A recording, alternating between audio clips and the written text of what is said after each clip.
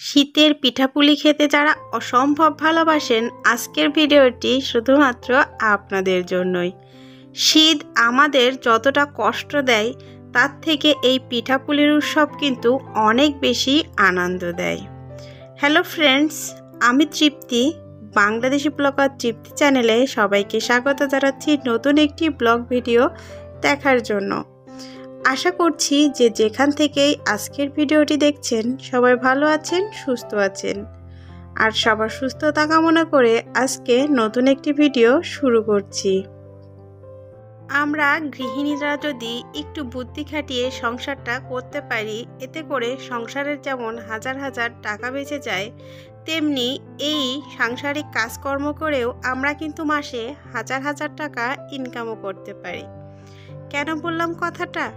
তো দেখুন, আমি সামান্য একটু পরিশ্রম করেই কতটা ঘি তৈরি করে নিলাম।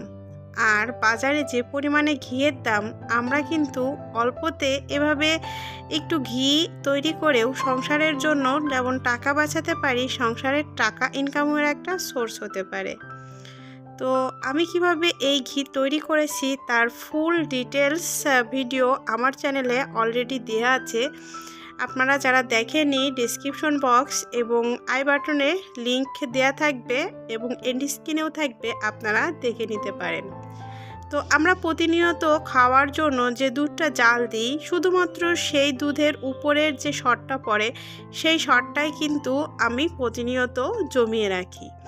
আর যখন এক বক্স ভরে যায়, তখন এভাবে একটু জ্বালিয়ে আমি কিন্তু এভাবে ঘি তৈরি করি। এতে করে সাংসারিক যে ঘিয়ের খরচটা সেটা কিন্তু লাগে না। আর এখানে আমি কিন্তু দেখুন 1.5 পোয়া ঘি তৈরি করেছি, অর্থাৎ হাফ কেজির একটু কম। তো এই ঘি কিন্তু আমরা বাজার থেকে কিনতে গেলে অনায়াসেই কিন্তু 1.5 পোয়া, যেহেতু আমাদের 500 টাকা চলে যেত। তো এই 500 টাকাটা কিন্তু আমি সাংসারিক সেভ করেছি এবং একদম হাতে তৈরি টাটকা খাঁটি ঘি কিন্তু তৈরি করেছি, যেটা আমাদের স্বাস্থ্যের জন্য, শরীরের জন্য খুবই উপকারী। বাজারের ঘি যত দাম দিয়েই কিনুন না কেন, ভেজাল তো থাকবেই, সেই সঙ্গে স্বাদ কিন্তু এতটাও থাকে না। তো আপনারা চাইলে কিন্তু যদি এটা প্রফেশনালভাবে নিতে চান, দুধ কিনে একটু কষ্ট করে ঘি তৈরি করলেও কিন্তু সাংসারিক অনেকটা আয় হয়, আর এতে করে আমাদের সংসারে কিন্তু অনেক উন্নতিও হয়। তো যাই হোক, এই যে দেখুন যে কাঁচের জারটা, এইটা বেশ হাফ কেজি ঘি ধরে। এখানে দেখতে ছোট হলেও এইটা কিন্তু অনেক বড় একটা কাঁচের জার ছিল। তো মনটা খুবই খারাপ, কেন জানি না। ফ্রিজের মধ্যে দেখি হঠাৎ ঘিয়ের বোতলটা এভাবে ভেঙে পড়ে আছে। তো সেটাই আপনাদের সঙ্গে একটু শেয়ার করলাম। আর এই যে দেখুন নতুন একটা কড়াই, আর এই নতুন কড়াইয়ে আজকে রান্না করব। তো নতুন কড়াই রান্না করতে কিন্তু খুবই ভালো লাগে, আর কড়াইটা আমার খুবই পছন্দের। তো এই কড়াইটা কিন্তু আমাকে জয় গিফট করেছিল। তো জয় হচ্ছে আমার দিদির ছেলে। তো ছোট্ট একটা মানুষ, ওর কাছে হয়তো কিছু টাকা জমেছিল। তো আমি যখন বাড়িতে গিয়েছিলাম, তো কড়াইটা ফেরিওয়ালা নিয়ে এসেছিল, দেখে বেশ ভালোই লাগলো। ছোটোখাটো, যেহেতু ছোটোখাটো জিনিস কিন্তু দেখতে অনেক ভালো লাগে।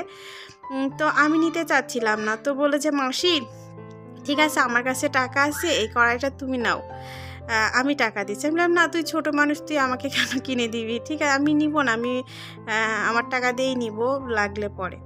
তো বলছে যে না, ও আমাকে এক প্রকার জোর করেই দিল। তো আমিও নিলাম, এই কারণেই নিয়েছি, টাকার জন্য নয়। ওর আমার প্রতি যে ভালোবাসাটা, এটা আর কি। আর এই কড়াইটাতে আমি যখন রান্না করব, ওর কথা কিন্তু আমার মনে হবে যে ছোট্ট একটা বাচ্চা আমার প্রতি তার এই যে ভালো লাগাটা, ভালোবাসাটা, তো ওর কথাটা আমার মনে হবে। আর এজন্যই কিন্তু আমি কড়াইটা নিয়েছি। আর এই কড়াই প্রথম আমি পিঠা বানিয়ে কড়াইটার উদ্বোধন করলাম। তো নতুন কড়াই রান্না করতে কে কে পছন্দ করেন, একটু কমেন্টের মাধ্যমে জানালে আমি খুশি হব। সেই সঙ্গে এতক্ষণ অনেকেই ভিডিওটা দেখছেন, হয়তো ভিডিওটিতে লাইক দিতে ভুলে গেছেন অনেকেই। তাদের কাছে রিকোয়েস্ট থাকবে, ভিডিওটিতে লাইক দিয়ে ভিডিওটি কন্টিনিউ করবেন। আপনার একটা লাইক আমার কাছে কিন্তু পরবর্তী ভিডিওর জন্য অনেক বেশি গুরুত্বপূর্ণ। তো কথা বলতে বলতে অলরেডি খেজুরের গুড়, নারকেল আর হচ্ছে দুধ দিয়ে নারকেলের একটি ক্ষীর তৈরি করে নিচ্ছি। এটা পুলি পিঠা বা পাটিসাপটার জন্য বেশ ভালো। আর এক্সট্রা কিছু নারকেল আমি বক্সে করে ফ্রিজে রেখে দিলাম, কেননা বিভিন্ন রান্নাতে নারকেল ব্যবহার করি আর কি, তখন কাজে লাগবে। একবারে 3টা নারকেল আমি বেশি করে কুড়িয়ে নিয়েছিলাম একজনকে দিয়ে, আর তারই একটা পরিমাণ ফ্রিজে তুলে রেখেছি। আর বাকি 2টা নারকেল, দুধ, নতুন খেজুরের গুড়, একটু তেজপাতা, এলাচ দিয়ে একটা ক্ষীর তৈরি করেছি। আর হচ্ছে চালের গুঁড়া আর সামান্য একটু ময়দা মিলিয়ে হচ্ছে একটা ডো তৈরি করে নিয়েছি আর কি। তো সেটা দিয়েই পুলি পিঠা করছি। তো সারাদিন আসলে বাচ্চাদের ব্যস্ততা, সাংসারিক কাজকর্ম সব কিছু মিলিয়ে কিন্তু সময় একদমই পাওয়া যায় না। আর এখন হচ্ছে সন্ধ্যার পর একটু চাটা খেয়ে ভাবলাম যে শীত যেহেতু পড়েই গেছে, তেমন পিঠাপুলিও খাওয়া হচ্ছে না, তো বাচ্চাদেরও খেতে ইচ্ছা হচ্ছিল। তো হচ্ছে একটু পুলি পিঠা ভাজা করব, যার জন্য যে নারকেলের যে ক্ষীরটা এটা একটু বেশি করেই করলাম। তো আজকে হচ্ছে ভাজা পুলির মধ্যে একটু দিব, আর বাকি হচ্ছে চুষি পিঠা, তারপরে হচ্ছে দুধ পুলি, পাটিসাপটা সব কিছুতেই কিন্তু ভিতরের ক্ষীরটা ভালো লাগে। তো দুধের যেটা ক্ষীর সেটাও ভালো লাগে, আর নারকেল আর দুধ মিক্স করে এই ক্ষীরটাও ভালো লাগে। তো যার জন্য একটু বেশি করে নিয়ে তারপর হচ্ছে একটু কষ্ট হলেও এই পিঠাগুলো তৈরি করছি পরিবারের সবার জন্য, সবার ভালো লাগার জন্য।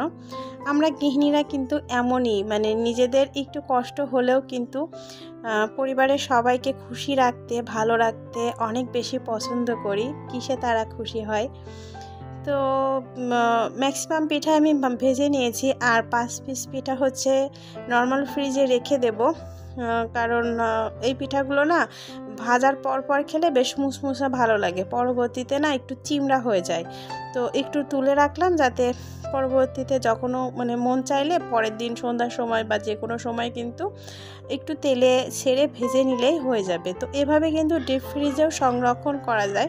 তো আমার কাছে পিঠাপুলি ওই ডিপ ফ্রিজে রেখে খেতে অতটা ভালো লাগে না, টাটকা টাটকা একটু করে একটু খেতেই পছন্দ করি। তো অলরেডি হচ্ছে আমার ভাজা পুলি হয়ে গেছে। তো কেমন হয়েছে, আপনাদের কাছে কেমন লাগলো কমেন্ট করে জানাবেন। আপনারাও কিন্তু মন চাইলে ঝটপট এভাবে কিন্তু 10-15 মিনিটেই সহজেই পিঠা করে নিতে পারেন। তো এখন হচ্ছে আমি চুষি পিঠা করব। এই পিঠাকে অনেকে সেমই পিঠাও বলেন। তো এটা কিন্তু ওই দিনের নয়, ওই দিন কিন্তু ওইটুকু করেই অনেকটা হাঁপিয়ে উঠেছিলাম। তো এটা হচ্ছে পরের দিন আবার সন্ধ্যাবেলায় একটু চুষি পিঠা করছি।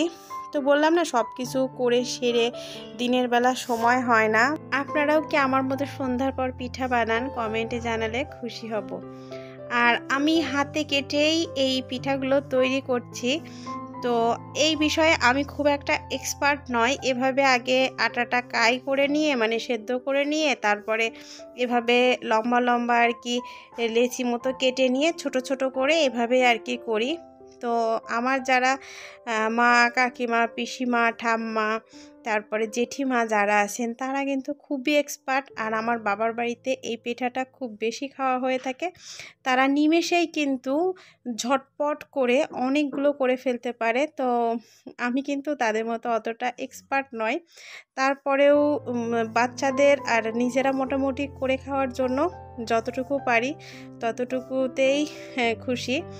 তো এখানে হচ্ছে আমি উপরে করছিলাম, আর নিচে হচ্ছে বাচ্চারা আর ওর কাকিমা মিলে করছিল। কারণ এই পিঠাটা একা করা সম্ভব নয়, অনেক সময় লাগে, যেহেতু ছোট ছোট করে অনেক করতে হয়। তো আমরা হচ্ছে সবাই মিলেই এভাবে আমাদের পছন্দ মতো চুষি করে নিয়েছি। তো দেখুন, চুষিগুলো কিন্তু দেখতে অনেক সুন্দর হয়েছে। অনেকে কিন্তু ইউটিউবে দেখবেন যে কাঁচি দিয়ে কেটে কেটে তারপর করে, কিন্তু আমার মনে হয় তার থেকে যদি হাতে এভাবে করে করা যায়, এতে করে দেখতেও অনেক সুন্দর হয় এবং অনেক তাড়াতাড়িও কিন্তু হয়। তো যাই হোক, চুষিগুলো করা শেষ, মানে পিঠার যে মেন ভেজালের কাজটা সেটাই শেষ হয়েছে। আর কয়েকটা পুলিও করে নেওয়া হয়েছে, মানে দুধ পুলি আর চুষি একসঙ্গে দিয়ে জাল করব, এজন্য কড়াইয়ে খুব ভালো করে একটু তেজপাতা আর এলাচ দিয়ে দুধটা ফুটিয়ে নিচ্ছি। আর এই দুধে কিন্তু একটু জল মিশাইনি, একদম খাঁটি দুধেই আর কি পিঠাটা করছি। আর দুধটা ভালোভাবে জাল হয়ে গেলে এখন হচ্ছে এর মধ্যে কেটে রাখা যে চুষিগুলো আছে সেই চুষিগুলো দিয়ে একটু সেদ্ধ করে নিব। তো এই চুষিগুলো কিন্তু অলরেডি সেদ্ধ করে নিয়ে কাটা, খুব বেশি জাল করার প্রয়োজন নেই আর খুব বেশি নাড়ানাড়ি করার প্রয়োজন নেই। চুষিগুলো দিয়ে 3 থেকে 5 মিনিট ফুটিয়ে নিলেই কিন্তু চুষিগুলো একদম সেদ্ধ হয়ে যাবে। আর চুষিগুলো দেওয়ার পর এভাবে কিন্তু ঘন হয়ে যাবে। তো একটু পাতলা অবস্থাতেই কিন্তু বন্ধ করে রেখে দিতে হবে, কেননা এই অবস্থায় আমি যেহেতু খেজুরের গুড় দিয়ে পিঠাটা করব, চিনি দিলে এই পর্যায়ে একবারে চিনি দিয়ে তারপর বন্ধ করে দেওয়া যেতে পারে। তো শীতের দিনে কিন্তু খেজুরের গুড়ের পিঠা খেতে আমাদের কাছে বেশি ভালো লাগে। তো খেজুরের গুড়টা একটু জল দিয়ে এভাবে রস করে নিয়েছি। আর পিঠাটা যখন একটু মানে বেশি হাওয়ানো গরম ভাবটা গিয়ে অল্প গরম হয়েছে মানে আসে, সেই পর্যায়ে খেজুরের গুড়টা এভাবে মিলিয়ে দিয়ে পিঠার সঙ্গে খুব ভালোভাবে মিলিয়ে নিয়েছি। এতে করে মানে যে দুধটা কাটার যে ভয়টা সেটা কিন্তু একদমই থাকে না। তাছাড়া অনেক সময় গরম দুধে খেজুরের গুড় মিলালে কিন্তু দুধটা কেটে যেতে পারে, যার জন্য ওই রিস্ক আর কখনো নিই না। এভাবেই কিন্তু খেজুরের গুড়ের পায়েস হোক বা পিঠা এভাবেই আমি তৈরি করে থাকি। তো অলমোস্ট পিঠাটা ডান মানে হয়ে গেছে। আর এই পিঠা খেতে যে এত এত এত মজা, অনেক কষ্টের পর যখন এই পিঠা এভাবে মুখে দেওয়ার পর মিলিয়ে যায়, পুরো কষ্টটাই যেন সার্থক হয়ে যায়। তো এবছর শীতে কে কে চুষি পিঠা খেয়েছেন আর কাদের কাদের চুষি পিঠা পছন্দ আর কারা কারা এই পিঠাটা বানাতে পারেন প্লিজ কমেন্ট করে জানাবেন। ভিডিওর এই পর্যায়ে আপনাদের কাছে আবারও মনে করে দিচ্ছি, প্লিজ ভিডিওটিতে একটি লাইক দিয়ে দিবেন যদি লাইক দিতে ভুলে যান। আর হ্যাঁ, আজকের ভিডিওতে তৌফিক ওয়ার্ল্ডের তৌফিক আপুর কথা না বলে একদমই পারছি না, কেননা উনি সব সময় আমার সব কয়টি ভিডিও দেখে খুব সুন্দর সুন্দর কমেন্ট করে আমাকে সাপোর্ট করে যাচ্ছেন। তো অনেক সময় ভিডিওতে অনেকের নাম বলি, আপুটার নাম বলতে আমি ভুলে যাই, এজন্য আমি আসলে আন্তরিকভাবে দুঃখিত। তো আজকের ভিডিওতে আমি ভেবেছিলাম আমি আপুটার নাম বলবো। আর তাছাড়াও সবাই কিন্তু আমাকে আমার ভিডিও দেখে খুব ভালোভাবে আর কি সাপোর্ট করেন, এজন্য সবাইকে অসংখ্য ধন্যবাদ। সেই সঙ্গে আজকের ভিডিওটি এখনও পর্যন্ত যারা দেখছেন, এতক্ষণ সময় এবং ধৈর্য নিয়ে ভিডিওটি দেখার জন্য অসংখ্য অসংখ্য ধন্যবাদ। আর ভিডিওটি কেমন লাগলো ভালো কিংবা খারাপ কমেন্টে জানাতে কেউ ভুলবেন না। সেই সঙ্গে চ্যানেলে নতুন হলে চ্যানেলটি সাবস্ক্রাইব করে পাশে থাকা বেল বাটনটি বাজিয়ে দেবেন, এতে করে আমি নতুন ভিডিও দিলে আপনাদের কাছে পৌঁছে যাবে। সবাই ভালো থাকবেন, সুস্থ থাকবেন, দেখা হবে পরবর্তী ভিডিওতে। Good bye friends.